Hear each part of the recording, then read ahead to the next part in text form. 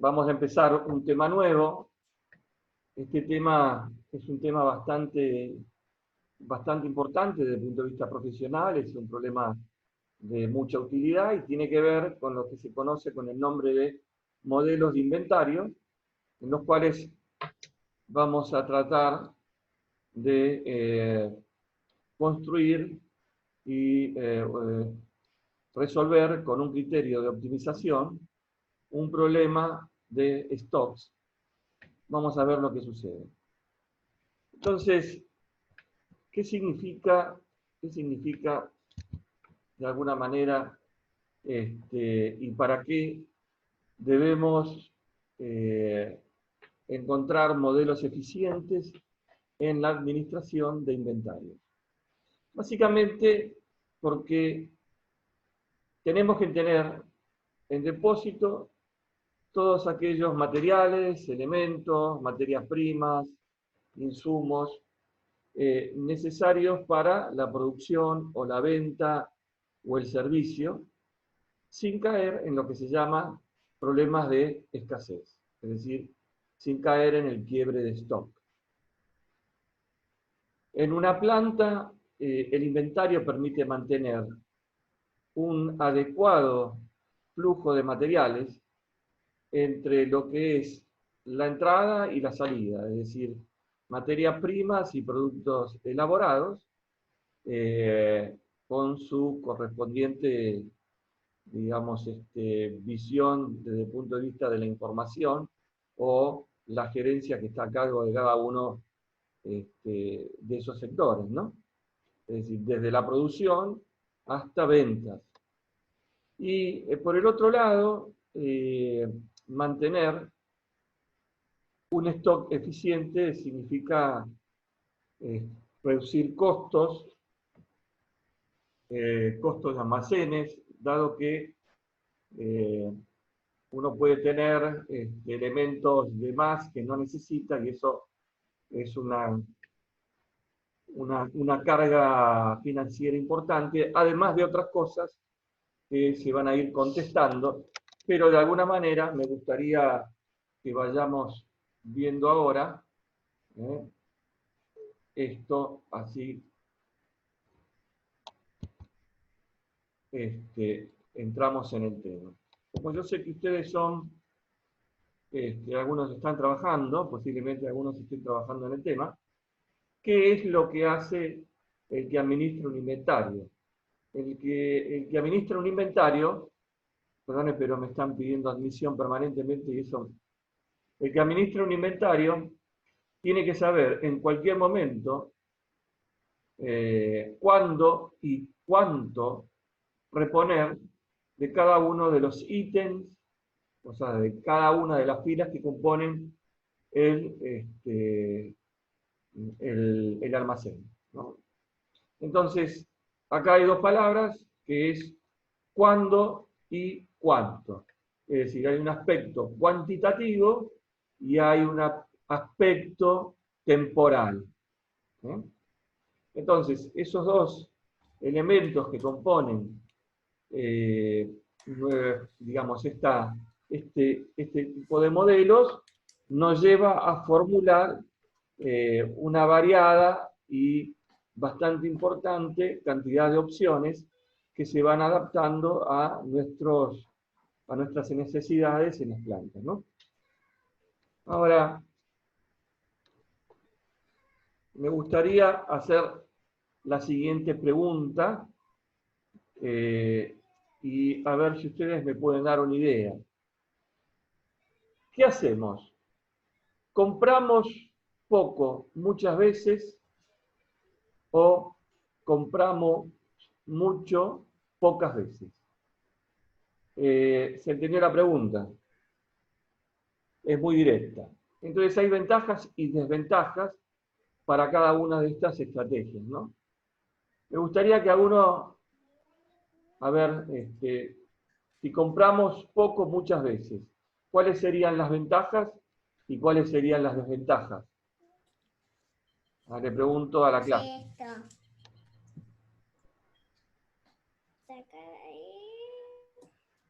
¿Alguno quiere contestar? hace esto? ¿Cómo se tira? Y mi papá ahora no puede. Papá no puede. Dame a ver. Acá hay un nene que... Acá comentan costo de envío como desventaja. Costo de envío como desventaja. Bueno, sí, puede ser. Pagamos mucho estrés y demás. ¿Sí? Hace esto y va. Chicos, ¿hay algún micrófono abierto? Por favor. Dale. Rodríguez dice bajo stock como ventaja, Facundo dice costo de emitir órdenes, Paula Antonione dice costo de mantener. Bueno, sí, están todos orientados, es decir, es cierto, minimizamos muchas veces el capital inmovilizado, compramos básicamente lo que necesitamos, pero como todo modelo de este tipo, en el cual el exponente más importante de esto es lo que se conoce con el nombre de just in time, requiere de un desarrollo del proveedor muy grande. ¿Por qué? Y bueno, evidentemente porque la principal desventaja es, digamos, el alto riesgo de que cualquier perturbación en la producción nos deje sin stock de un ítem, ¿no? Y con respecto a la pregunta 2, ¿qué dirían ustedes?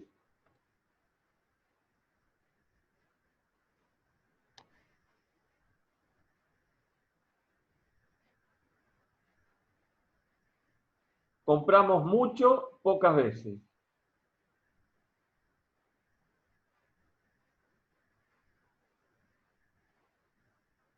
¿Alguno quiere responder algo?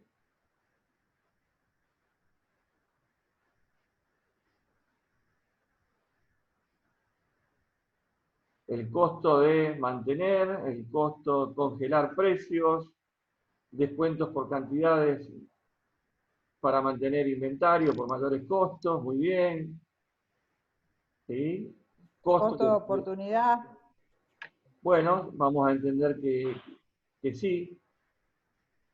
Bueno, más o menos todos están orientados, ¿no? Es decir, tiene la ventaja básicamente de que, digamos, la posibilidad de que me quede o que se produzca un quiebre de stock disminuye con respecto a la opción 1 o la estrategia 1, pero tiene un costo financiero muy alto y además básicamente requiere de mucho más espacio de almacenamiento, ¿no? Y piensen que si ustedes tienen productos que requieren una conservación particular, como alguna cámara de frío o alguna cosa particular de ese tipo, entonces se nos complica. Entonces, como hay ventajas y desventajas en cada una de estas estrategias, surge la necesidad, evidentemente, de modelizar y de construir un modelo de inventario para permitir que ese modelo nos ayude a determinar cuál es el óptimo. Entonces, hay varios tipos de estrategias que surgen de distintos modelos históricos, ¿eh? Muchos modelos históricos de inventario. Les comento que lo que vamos a ver nosotros es una introducción con algunos modelos, muchos de los cuales se usan sin ningún problema, pero muchos de los cuales están metidos en algún software como el SAP o otro tipo de software que se utilizan para administración general. Y la reingeniería ha hecho que muchas veces estos modelos hayan sido modificados y han cambiado en función de una cantidad de conceptos que es básicamente prácticamente reducir a cero la posibilidad de tener un costo de almacenamiento, ¿no? Tal es así que muchas empresas hacen stocks en los almacenes o sea, empresas proveedoras hacen stocks en los almacenes de los clientes y durante un lapso de tiempo el cliente va sacando la materia prima que necesita y hay un momento, vamos a suponer que cuando termina la semana, que se produce la facturación de lo que retira, pero el costo lo asume el proveedor, no lo asume el cliente. Hay otros más sofisticados, como por ejemplo que el proveedor intervenga en la línea de montaje y de producción. Por ejemplo, en Curitiba, Ford tiene una línea de montaje en donde, por ejemplo, el que pone las cajas en los autos es el mismo que las provee. Entonces, bueno, de alguna manera se hace responsable y participa en la línea de producción y está atento a el stock necesario en función de la demanda que se produce y de digamos, del proceso de cambio en función del tipo de producto. Después está obviamente el just in time, justo a tiempo, que requiere siempre, como todos estos modelos, un desarrollo del proveedor, ¿no? El desarrollo, el proveedor es auditado, y en esa constante monitoreo que tiene, bueno, se producen conformidades o no conformidades en un sistema de gestión y va calificando, y de alguna manera se va desarrollando como proveedor hasta que llega un punto en que ese desarrollo permite ya saltar a un tipo de modelo de este tipo, ya sin time. Entonces, en general, históricamente, hay dos tipos de modelos. Hay unos que son pedidos en lapsos de tiempo fijos, es decir, durante, por ejemplo, un periodo. Estos son modelos periódicos. Se desarrolla durante un lapso de tiempo, por ejemplo, vamos a suponer 4 semanas, y se pide lo que se va a necesitar. Entonces el tiempo es constante y la cantidad varía. Hay otros modelos que se denominan de cantidad fija, en donde se deja caer el inventario hasta un punto. Ese punto genera una alarma, y esa alarma genera una orden de compra. Entonces, la cantidad es fija y el tiempo puede variar. Entonces, vamos a ver ahora los primeros modelos que tienen que ver con los modelos de cantidad fija, o los que llamamos EOQ, Economic Ordering Quantity, en inglés. Pero antes de eso, vamos a ir a algunas definiciones que va a necesitar para entender cuáles son los parámetros y las variables que vamos a tener en cuenta, y básicamente cuál es la terminología. La palabra demanda acá se va a tomar bajo el supuesto de que la demanda es independiente. Puede ser dependiente, por ejemplo, en el caso de que ustedes estén construyendo un vehículo y entonces, por ejemplo, es muy posible que una caja genere el pedido de 5 gomas, por ejemplo, que es lo que puede llevar un auto, ¿no? Pero para los modelos EOQ lo vamos a considerar siempre independiente. O sea, la demanda de un ítem es independiente del resto de los otros. vamos a penalizar hasta el infinito la existencia de faltante, es decir, vamos a prohibir el faltante. En algunos casos puede ser admisible y en otros casos puede ser inadmisible. ¿Qué significa faltante? Significa quedarse sin stock. Significa que se produzca un quiebre de stock. Y esto es muy importante, ¿no? Yo he tenido alguna experiencia desde el punto de vista profesional en donde cuando estaba a cargo de alguna planta y tenía algunos enemigos internos, me escondían información y entonces, pero bueno, yo llevaba mi planilla de cálculo muy prolija y un día de pronto me dicen que no es posible hacer una producción porque falta una materia prima y en mi planilla de cálculo estaba y me apareció, encima trabajando de noche, me apareció el gerente general, porque me denunciaron al gerente general para ver por qué no estaba haciendo el producto, y yo dije que lo estaba haciendo y que acá estaba. Entonces, ¿y cómo puede ser esto? Y bueno, puede ser porque usted tiene pilares que no sirven para nada, le dije, y el tipo se fue, pensé que me iba a echar, pero después tuve un poquito más de confianza en mí. Y también tuve alguna experiencia de esto, en otra planta, en donde, por ejemplo, de pronto falta un suministro básico para la elaboración, me llama el dueño y me dice, tienen que parar porque usted llevó mal el stock. Y le digo, mire, discúlpeme, pero yo no llevé mal el stock.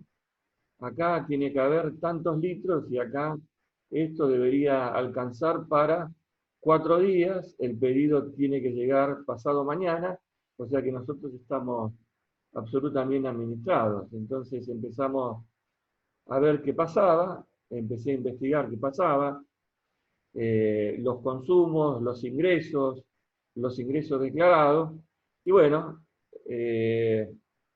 entre el que recibía y el aceitero, entraban 5.000, en el cisterna entraban 5.000 litros, por ejemplo, y ellos, como podían manejar la báscula, declaraban 4.500, ¿no?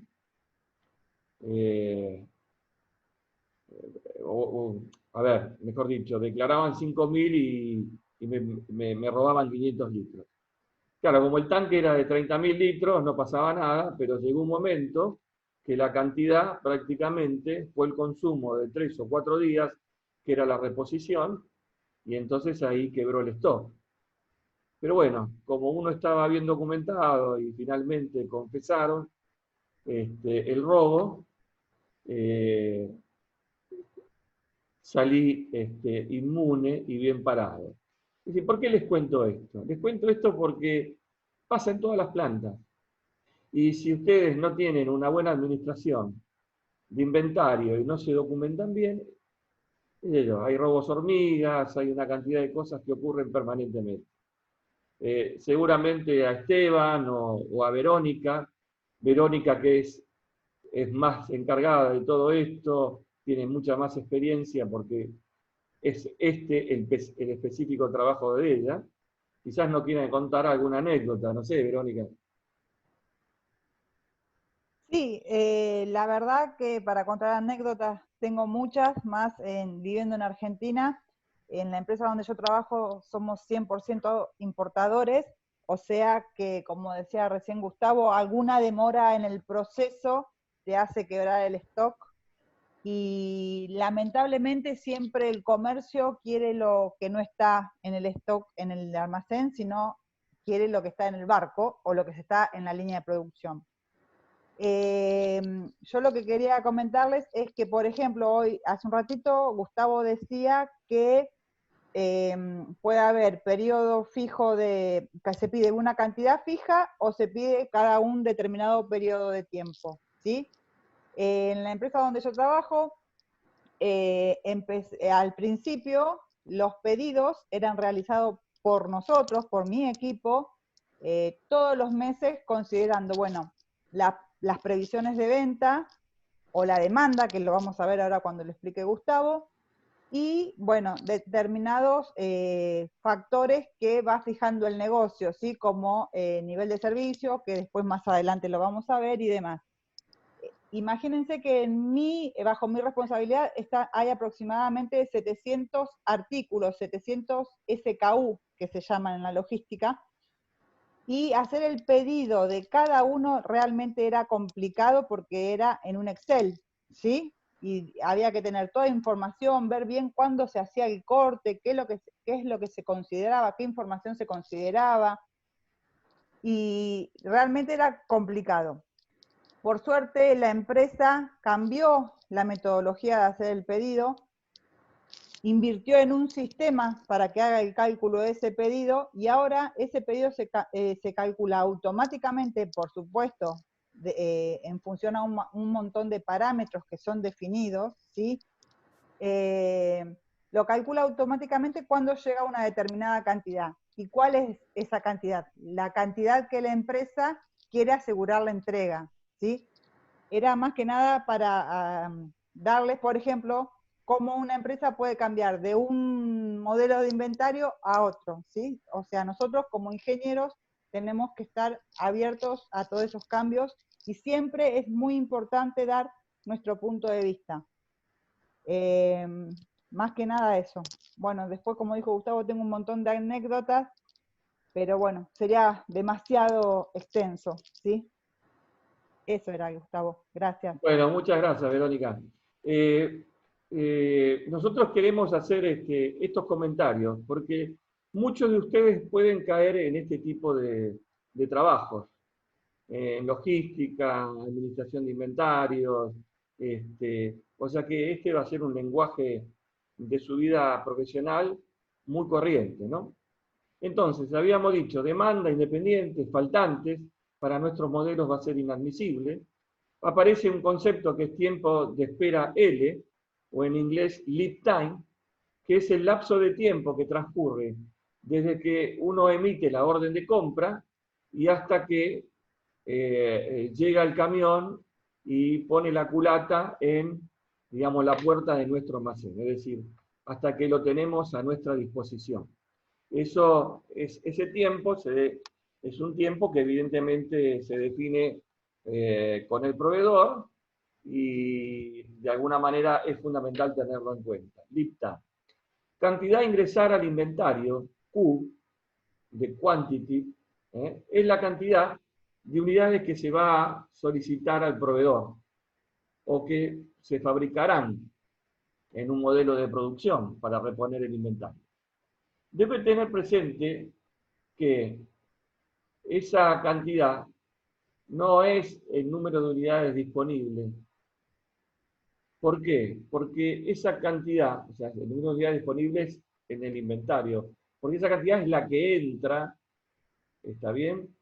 Y el número puede variar a una tasa, que es la tasa de demanda, que es lo que toma de nuestro almacén el artículo. Entonces aparece también el punto de reposición, R. El punto de reposición es la alarma.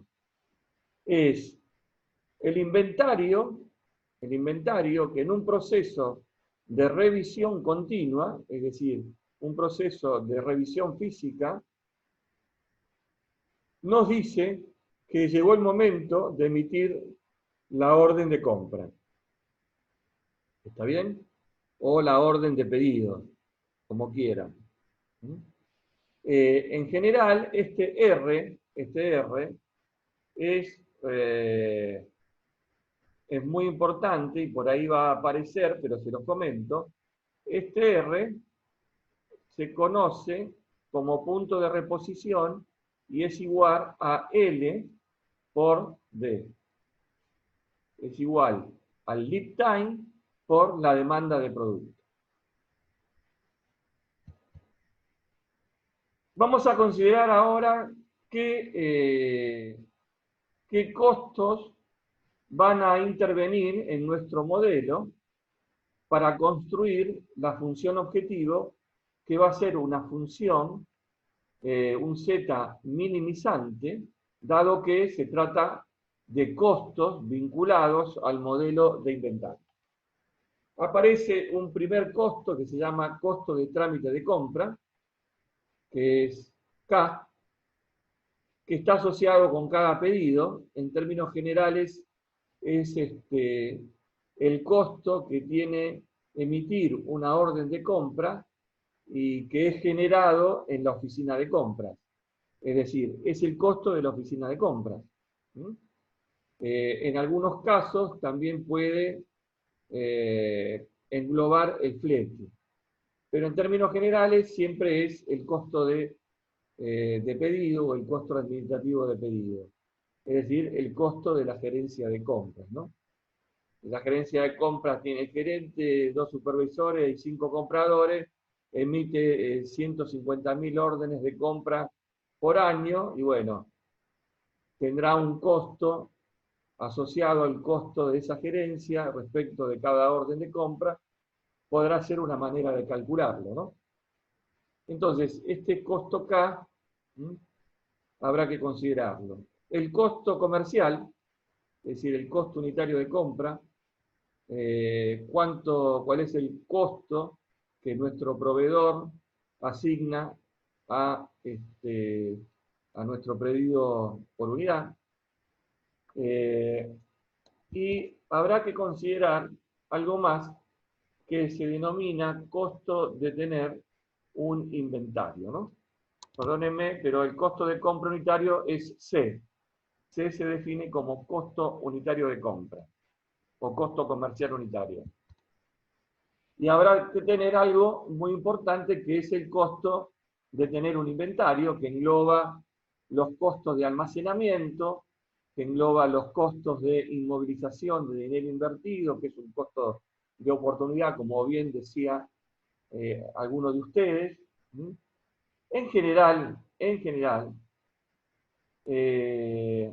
estos costos se calculan como una fracción del costo comercial.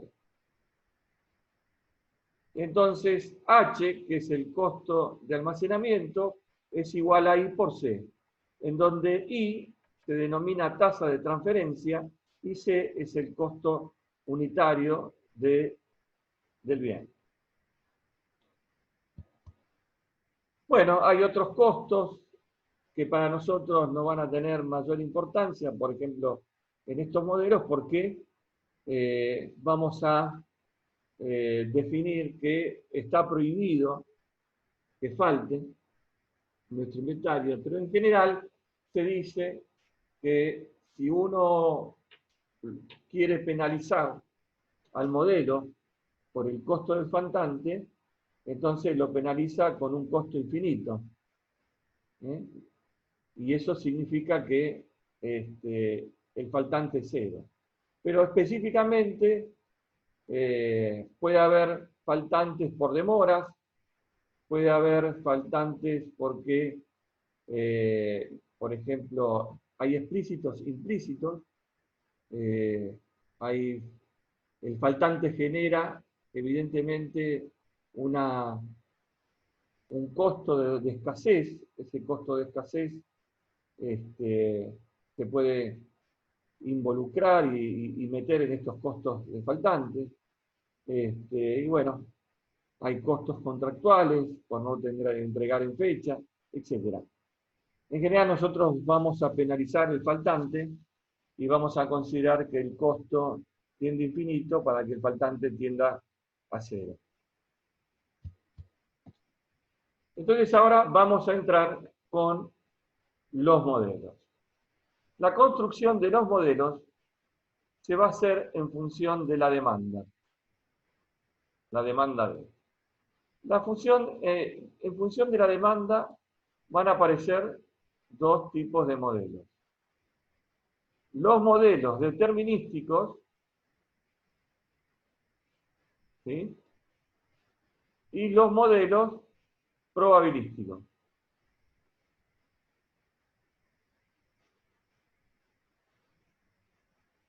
Dentro de los modelos determinísticos, nosotros vamos a tener tres modelitos que vamos a ver. ¿Sí? Uno va a ser el EOQ, este que vamos a empezar. Otro va a ser el EOQ con descuento por cantidad, como ya algunos de ustedes lo había anticipado, con descuento. Y otro va a ser el POQ o modelo de producción. POQ. Y en los probabilísticos, ¿qué quiere decir? Que la demanda es una variable aleatoria que se puede asociar a una distribución de probabilidades conocida. Vamos a tener modelos de revisión continua y modelos de revisión periódica. Revisión continua y revisión periódica. ¿Está bien? O sea que nosotros hoy, si podemos, vamos a ver 5 modelitos. Pero básicamente quisiera dejar claro que estos modelos se construyen a partir de la naturaleza de la demanda. Esa naturaleza de la demanda puede ser o determinística, con lo cual encontraremos un proceso de toma de decisiones bajo condiciones de certeza, o si es probabilística, vamos a transformar los modelos en un modelo de toma de decisiones bajo condiciones de riesgo. Entonces, más o menos este sería el resumen de lo que vamos a ver. Entonces, vamos a ir al primer modelo, el modelo EOQ, cantidad de pedidos económicos, o en su sigla en inglés, EOQ, Economic Ordering Quantity. EOQ es el que figura en el WinQSB, por eso lo mencionamos así. Otros lo llaman modelos de Wilson de cantidad fija, ¿sí? Porque fue Wilson el primero que lo desarrolló. Y puede tener algún otro nombre que no recuerdo, pero en general se los conoce con estos nombres, ¿no? Modelo, cantidad de pedidos económicos o EOQ. Bueno, el modelo es muy sencillo y al ser muy sencillo tiene muchas restricciones desde el punto de vista de la hipótesis de construcción del modelo.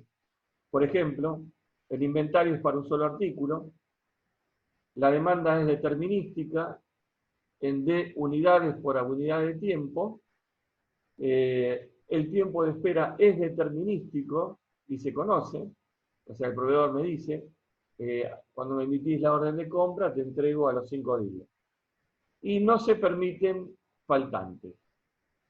Es una condición evidentemente asociada directamente con la condición de modelo determinístico, ¿no? Es decir, certeza. Además, los pedidos se van a hacer en una cantidad fija Q, que es la cantidad que vamos a determinar, y se produce esa orden de compra con una cantidad fija Q cuando el inventario llega a un cierto punto que lo denominamos R, que es el punto de reposición. O sea, el punto de reposición nos da la alarma. Cuando en este proceso de revisión del inventario se llega a R unidades en el inventario, ahí inmediatamente hacemos el pedido. Y ese R significa la cantidad de unidades que satisfacen la demanda durante el tiempo de espera. Lo que vamos a hacer es determinar cuál es el valor de Q, básicamente, dado que R va a estar determinado por la demanda y el lead time. Y vamos a determinar Q de manera tal de tener un costo mínimo de inventario. Para la construcción de ese modelo, vamos a tener que tener en cuenta todos los costos que habíamos enunciado. El costo de pedido, el costo de compra y el costo de almacenamiento, que también se llama costo de conservación, H igual a I por C. Ya habíamos dicho que el faltante no implicaba costo en esto, ¿no? En el modelo el costo de faltante es infinito, obviamente, pero como se trata de un modelo de minimización, eso se elimina. Entonces no lo tenemos en cuenta. El costo total de inventario, o CTI, va a ser igual a K por D sobre Q, donde K es el costo administrativo y D sobre Q es el número de órdenes de compra en el ciclo de inventario considerado. Más, o sea, esto se llama costo total de pedido, más el costo comercial, que es igual a C por D, más el costo de almacenamiento o conservación medio, que es equivalente a un medio de Q por H. Recuerden que H es I por C, en donde I es la tasa de transferencia, ¿verdad? Y C es el costo comercial. O sea que, fíjense que acá hemos construido una función matemática en donde aparece un término independiente que es C por D, independiente de nuestra variable que es Q.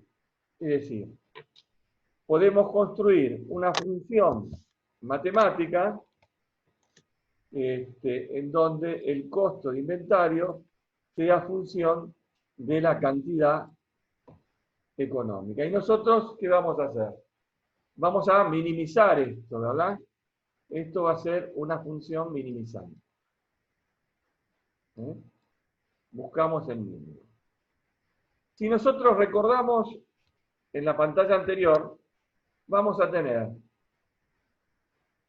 un primer término que es K por D sobre Q, en donde es una función del tipo K por D por 1 sobre Q.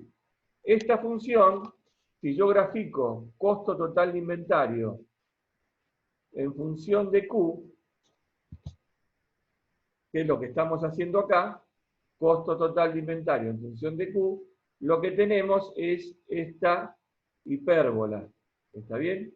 Esto es costo K por D sobre Q. Este es un gráfico que sale en el WinQSD.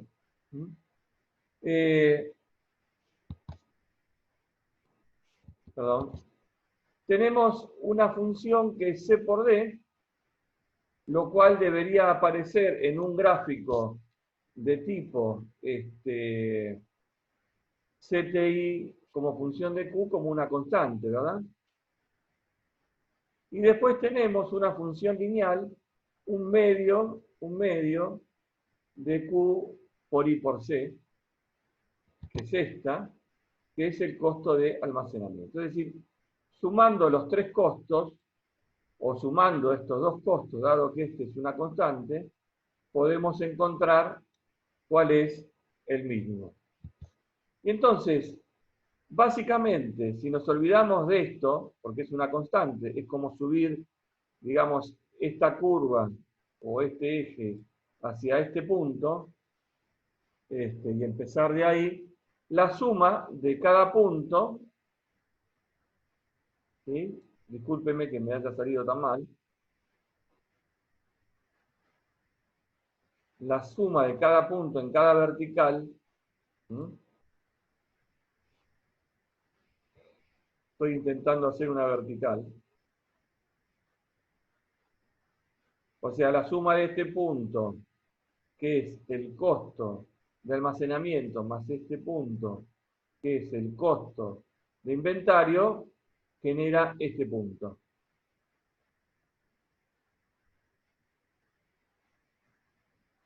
Entonces, si lo hago para distintos puntos de este eje Q, voy a construir esta curva, que es la curva costo total de inventario en función de Q, que se llama, es una curva de cuchara invertida, en donde el mínimo está, evidentemente, en este punto.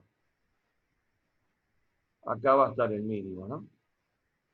Entonces, el inventario mínimo va a estar acá, y el costo de ese inventario, que corresponde al costo mínimo, va a estar en este eje. O sea que este punto va a ser el que represente las coordenadas del mínimo que estoy buscando. ¿Cómo se resuelve matemáticamente? Bueno, es muy fácil. Hago la primera derivada de respecto a Q, de la función CTI como función de Q, derivo, igualo a 0, y despejo Q. Me interesa la parte positiva, entonces Q, y este Q no es cualquier Q, sino es el Q óptimo, es igual a la raíz cuadrada de 2K por D sobre I por C. A la raíz cuadrada de 2K por D sobre I por C. Entonces, este Q no es cualquier Q. ¿Qué Q es? Es una cantidad Q que minimiza el costo total de inventario. ¿Está bien? Es decir, nuestra función objetivo es una función minimizante y construida a partir de una cantidad o de una variable Q que representa una cantidad de unidades que tenemos que encontrar cuál es aquella cantidad de unidades que me permiten minimizar esa función objetivo. Entonces, evidentemente, es muy fácil para nosotros hacer esta cuentita. Hay que saber cómo se construye el modelo. El Q óptimo lo determinamos muy fácil. Y bueno, lo que tendríamos que saber es algo muy importante. Y acá es donde generalmente se presenta la mayor cantidad de confusiones. Si bien se utiliza la variable temporal no entra como una variable en la construcción del modelo. ¿Sí? Por ejemplo, en la función anterior, ustedes no ven acá el tiempo, al tiempo que define, o que defina, o que intervenga para encontrar cuál es el Q óptimo. Entonces, ¿cómo es esto? Bueno, uno trabaja en el eje temporal y lo que define es el periodo de inventario. Es una porción, un intervalo de tiempo que uno lo define, mes, bimestre, semestre, año, y eso es lo que toma como elemento para ubicar dentro del eje temporal. Y dentro de ese intervalo de tiempo es donde se ubica todo el modelo de inventario. Lo que quiero dejar claro es que el tiempo aparece, ¿está bien? Pero acá aparece como un elemento en el cual se va a incorporar este modelo, se va a poner en ese eje y se va a ver cómo funciona. ¿Está bien? No interviene el tiempo en la definición de la cantidad económica. ¿Está claro? Ni en ninguno de los otros modelos, obviamente. Entonces, sin embargo, por ejemplo, hay algo interesante. Si D sobre Q lo llamamos N, recuerden que D sobre Q aparecía en en el modelo de costo como costo administrativo, es decir, K por N, siendo N igual a D sobre Q, tiene el significado de ser, evidentemente, el número de pedidos en el ciclo que vamos a definir como ciclo de inventario. Por ejemplo, si la demanda anual de un producto es 100 y la cantidad de pedidos Q que minimiza la función de costo total de inventario es 10, entonces 100 sobre 10 da 10. Es decir, que yo voy a tener que hacer 10 pedidos en el ciclo anual de inventario, ¿sí?, para ese ítem.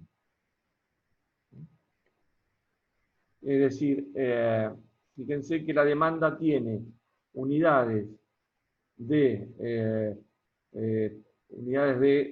producto sobre tiempo, y Q tiene unidades de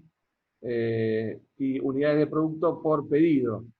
Y entonces queda como una unidad de número de pedidos en el ciclo. La inversa, Q sobre D, la inversa, Q sobre D, se designa como T mayúscula y representa al tiempo entre pedidos.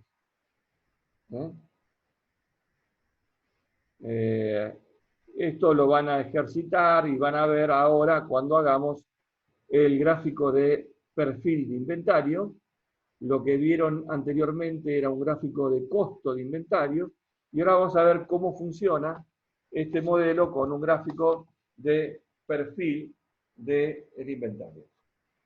Entonces, en un gráfico donde ponemos el tiempo como eje X y Q, que acá no se ve, pero está y tendría que estar, o nivel de inventario,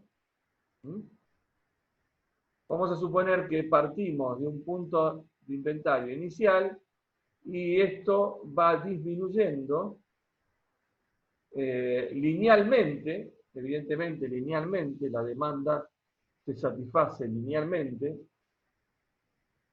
y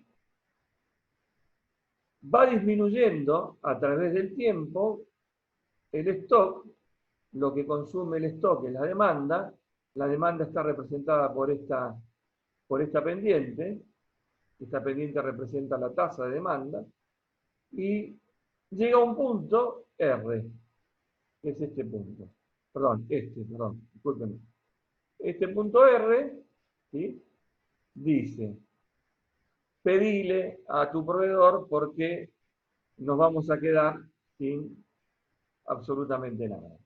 Es decir, fíjense que si yo pudiera trazar una línea bien hecha, estaría trazando acá, evidentemente, este punto para el eje X, y este punto en el cual se recibe y el inventario baja a 0, se denomina lead time. Es decir, el R, siendo R D por L, es el inventario que necesito para satisfacer la demanda durante el tiempo de espera L. O sea, este inventario satisface la demanda durante este tiempo. Y entonces, ¿qué pasa acá? Pasa que, evidentemente, cuando se acaba el inventario, ya tengo el camión que me trae el pedido.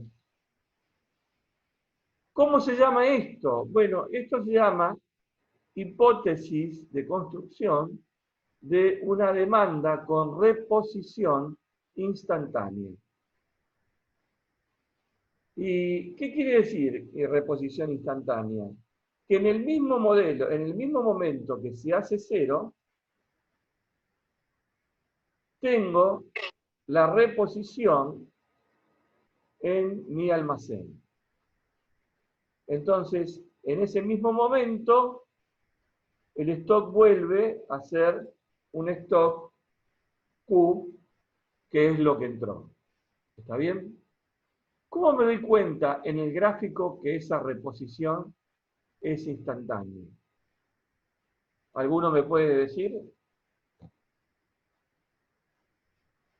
Así para un poquitito de hablar.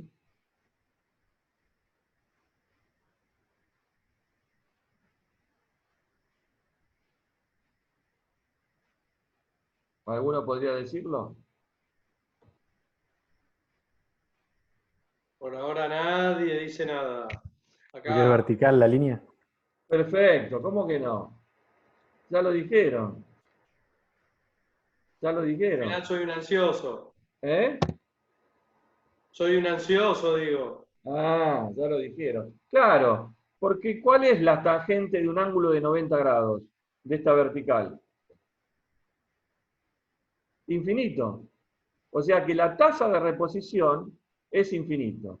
¿Por qué digo esto? Porque después vamos a ver otros modelos en donde la tasa de reposición no es infinito, entonces va a tener una pendiente diferente. ¿Está claro?